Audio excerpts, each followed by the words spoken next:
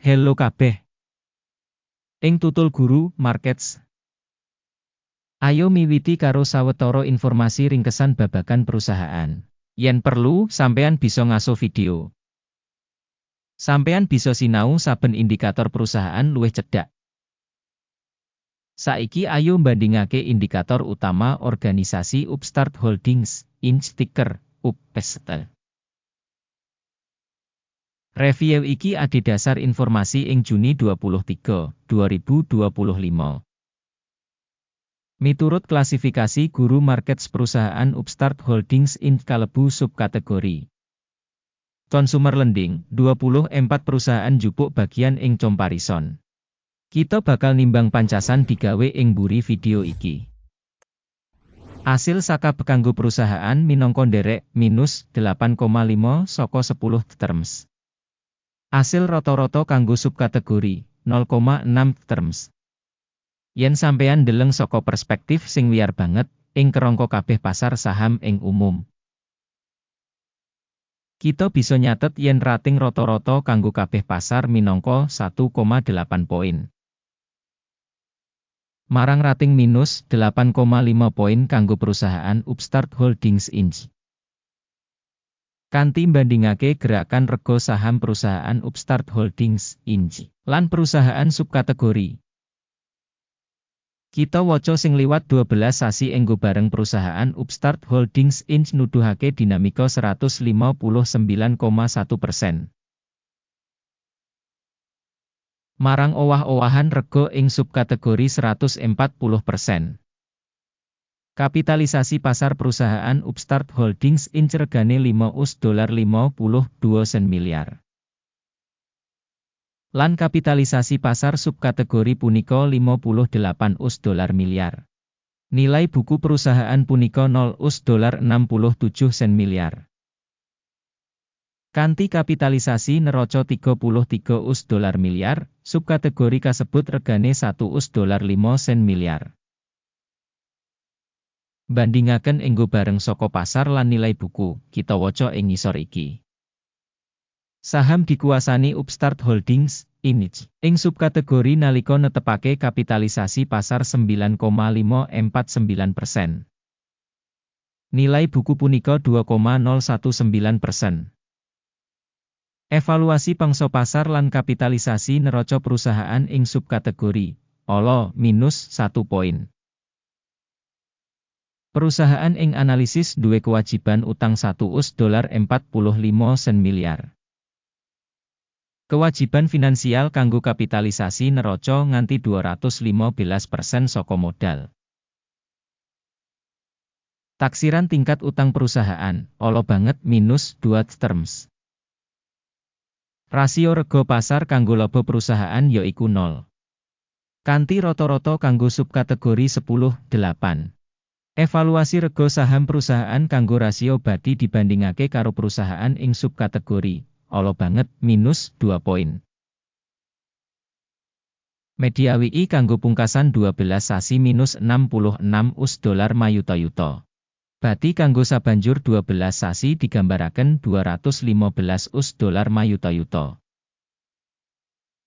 Taksiran pratandha media WI samestine ing comparison karo perusahaan ing subkategori pasable 0 terms. Rasio nilai kanggo revenue perusahaan punika 7,6. Rata-rata ing subkategori 1, 2.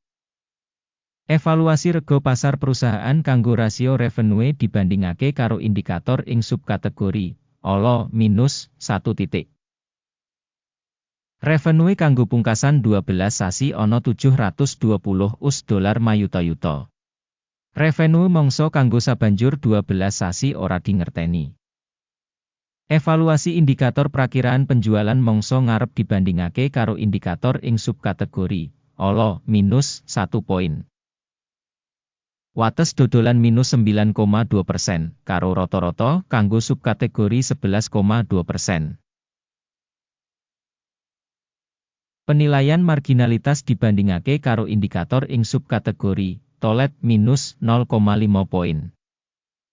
Bagian perusahaan ing subkategori dening nomor personel punika 1,952%. sing 389% kurang saka pangsa kapitalisasi pasar. Jumlah ibu kutha, saben karyawan perusahaan, padha karo $4.626.000. Lan ing subkategori ana $946.000. Evaluasi ibu kutha pasar perusahaan saben karyawan dibandingake karo indikator ing subkategori, Passable, 0 poin. Jumlah bati saben karyawan perusahaan minus $55.700. Rata-rata ing subkategori punika $87.08. Evaluasi bati saben karyawan individu perusahaan dibandingake karo indikator ing subkategori, Tolet, minus 0,5 poin. Bagian revenue perusahaan saben pegawai $605.000. Ing subkategori $786.000. Evaluasi bagian revenue saben karyawan perusahaan dibandingake karo indikator perusahaan ing subkategori, Tolet, minus 0,5 poin. Volume transaksi singkat ana 25,6%, karo rata-rata kanggo subkategori 8,5%. Indikator teknis resi 14 nuduhake tingkat 61% kanggo perusahaan Upstart Holdings Inc. Dene kanggo subkategori tataran resi 14 kurang luwih 60%. Rega saham nyoto perusahaan yaiku udakara $58.02. Target rega konsensus kanggo saham perusahaan kira-kira $58.69. Ayo kang katon ing tabel pesenan, kasedhiya kanggo sampeyan, link kanggo iku ing komentar pinnet. Tabel pesenan ngemot kabeh pancasan sadurunge digawe ing mangsa diwenehi dening informasi evaluasi simpenan lan sistem referensi Guru Markets. Akses menyang meja pesenan pancen free lan buka link ing komentar pinnet. Minangka asil saka rega saham perusahaan Upstart Holdings Inc. Sistem informasi lan referensi penilaian Guru Markets kaputusan ing ngisor iki digawe. Bisa didol kanggo $58.01 US. Kesepakatan iki dibuka amarga kasunyatan sing perusahaan wis regane rada kurang. Pambijining organisasi katindakake adhedhasar kriteria penilaian indeks AKIM. Jupuk bati disetel ing 21,91. Mandeg mundut disetel ing 94,11. Yen pesenan ora ditutup kanthi njupuk bati utawa mandeg mundut, banjur kesepakatan bakal ditutup kanthi otomatis adhedhasar asil sesi tanggal 23 Juli 2025. Utawa ing dina kerja pungkasan sadurunge tanggal kasebut. Ticker X bakal dadi pesenan tuku utama. Video saka menehi hasil utama wis diterbitake ing saluran iki. Ing kasus nutup salah siji pesenan utama utawa wawas, urutan ngelawan ditutup ing rega pungkasan. Matur nuwun kabeh kanggo nonton nganti pungkasan lan gunakake sistem bantuan saka Guru Markets.